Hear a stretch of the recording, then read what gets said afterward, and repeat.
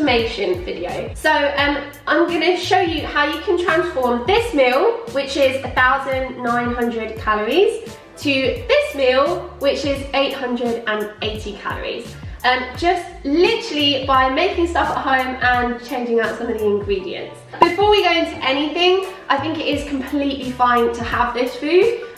You guys know that I eat 80-20, so 80% of the time I eat whole foods and 20% of the time I'll eat whatever I want. So there is definitely leeway and a time and a place to eat these kind of foods. It's just that if you want to have it more on the regular, and I don't blame you for wanting to have pizza on the regular, then sometimes it's just nice to be able to make your own and just cut back on like some of the more processed foods. I picked pizza, fries and brownies because I was just like, that would be a perfect cheat meal. The recipes will be in the description box as well. These recipes aren't in the ebook, so if you like them and you want more recipes, then go ahead and find them out on the ebook. That's also in the description box. But like, I'm not even being biased. I genuinely actually prefer this. Like, it tastes so much better, in my opinion. Okay, so I'm gonna start off with the pizza, then we're gonna move on to the fries, and then the brownies. Just like a 3-course meal, basically. So yeah, let's go. Okay, so the first thing I'm gonna make is a pizza, and I'm comparing it with this like frozen mozzarella pizza. Per pizza, you're looking at 944 calories. But obviously, if you buy like a Domino's or like a Papa John's or whatever, it does go well into like the thousands. Play frisbee with it, and it goes.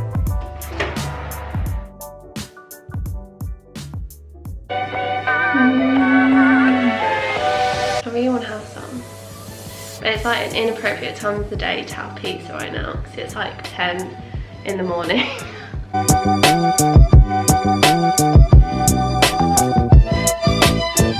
So I like thin crust pizzas because it means that I have more flavour from the toppings, but I'm going to use some wraps to make my pizza base, which just makes it like a whole lot easier, and it still like has a nice crunch to it when you put it in the oven. This recipe is like the easiest pizza recipe you can ever make. I have one in my ebook as well, which has like where I've made like the flatbread, so I've made the base. But yeah, this is just a little bit easier than that. If you want to be like extra, you can genuinely use 2 wraps and put some cheese in the middle of them to give it like a crust filled, like cheese crust, cheese. Oh, I don't know, you know what I mean, you know what I mean.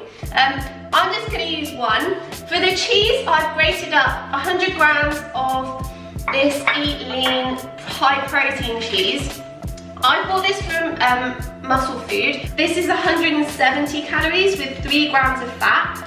And what I love about it even more is that it's only made of like milk and salt. So they haven't added anything, they've just processed it a different way. I'm gonna mix 1 tablespoon of tomato puree, some salt and some herbs. And then I'm gonna mix that in with 1 tablespoon of water. So I'll make like a slightly thinner tomato puree, which looks a little bit like this. If you like it really, really tomatoey, then feel free to add like more. But I did this the other day with like 3 tablespoons of tomato puree, and it was just like, it was too rich. So that's why I've kind of really reduced that. And then I'm just gonna put the cheese over it. So once I've got that, then I'm just gonna put like the little tomatoes around the edge. Now that is ready to go into the oven for, well, it depends how high your oven is, but I'm just gonna wait and see until the cheese is melted, because that's my cue that it's done.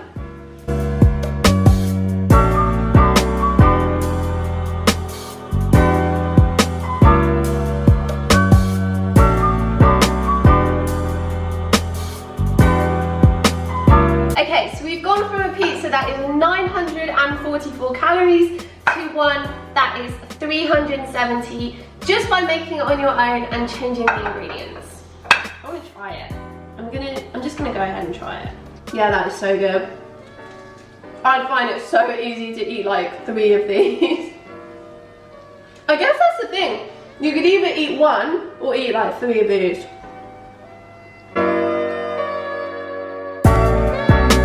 Okay, so I feel like the perfect side to a lot of meals, like burgers, pizzas. I don't know, are there any other cheap meals? Probably, but the perfect side is always for me fries, and it's got to be the French fries, not those like thick cut chips. I'm really sorry if I've offended anyone, but honestly, like for me it has to be fries. So I'm going to do a comparison where I'm comparing these French fries, and they're from like Sainsbury's, but you can get them from like the frozen section in most supermarkets. Even for like 100 grams of cooked like French fries here, you're looking at like 250 calories and like 8 fat. So we're going to try and really reduce that, and it means that you can have more fries, people. Is anyone else curious as to how these taste when they're frozen? Oh, I hurt my teeth. Tastes not bad, but it hurts your teeth. Okay, so the fries are done. So I'm gonna make some fries of my own, and then we'll see how much we can cut the calories down just by changing some of the oil content and not adding so many ingredients. So I bought some potatoes, quite large potatoes, because I want like the fries to be quite like long, or like long-ish. So I bought some large potatoes. This will serve about 2 people. So I've done about like 500 grams of potatoes, because they do like really shrink when you bake them. So give them a wash, peel them, and then you can cut them up. So this is like, oh my gosh, I feel like I'm on Blue Peter where I've already done this earlier. Completely not delivered in that way.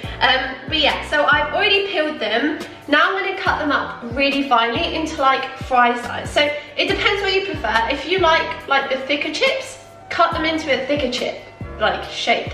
But if you like thin fries, which I do, then cut them up probably just like a little bit less than 1 centimeter. So yeah, I'm going to cut these out really, really finely, and then I'm going to soak them in water for 30 minutes, because that's going to make sure they get really, really crispy. So once you've soaked your fries for a good 30 minutes, you can drain it and then pat it down with a tea towel. You want them to be really dry before you put them in the oven. Okay, so once they're dry, then you want to transfer them to a baking tray. When you put them onto the baking tray, you don't want them to be overlapping, because if they overlap, then they're going to end up steaming and they won't bake and they won't be crispy. So you want to make sure that they aren't overlapping too much. And then you're just going to add like a few sprays of oil and some salt. I like to add quite a lot of salt, but you can add like cinnamon or paprika or chili. I want to like hot things, but I can't because my mouth just ends up burning. Okay, so then I'm just going to put half a tablespoon of olive oil, maybe even a little bit less, so just a tiny bit. And then I'm going to add some salt.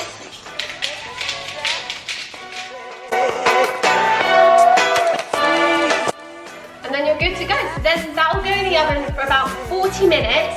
And the key to getting them really crispy is, I want to flick my hair but my hands are really oily.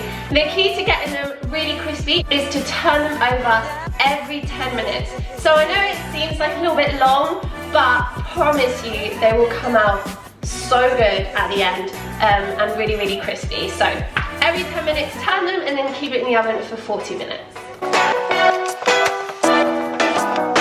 So we've managed to change these fries from being 250 calories per serving to 110 calories per serving. And I'm not even joking, like these ones are genuinely so good. I think they actually might beat the McDonald's fries. Just saying. I'm just saying, try it out, let me know. But I genuinely feel like they beat the McDonald's fries, and that's saying something. That's so good. And I guess the perfect complement to any like pizza and fry combo for dessert are some brownies. So I'm gonna make my own brownies, but I'm comparing them to these brownies. So per bite, and let's be honest, like I would probably have like and it's 73 calories and 3.1 fat. So if I had 10, that would be 730 calories right there. And what I like to do is kind of just like crumble them up and put them in ice cream. That's like heaven. Amazing. The salted caramel ice cream from Haagen-Dazs, that's the best one. That might be what ended up happening like at the end of this video. But yeah, no, these are really good. I'm gonna try and make my own version with like slightly better macros. Oh, it went everywhere.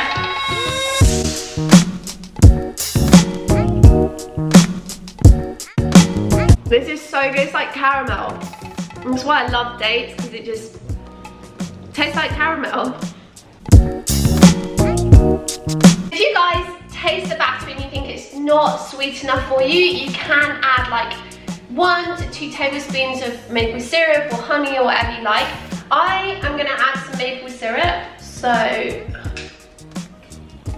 some carob syrup.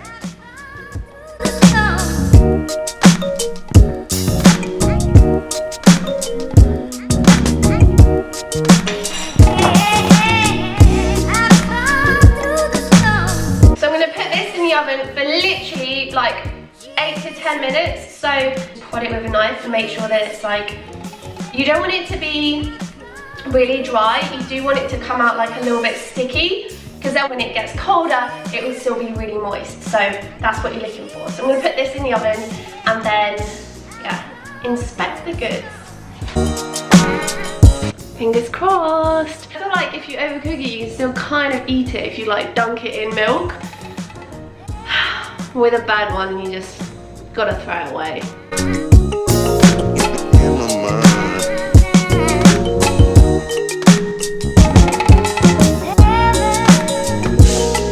We've also changed the calories from 730 in these, they're actually really delicious, Sainsbury's brownies, to 400 calories in my version.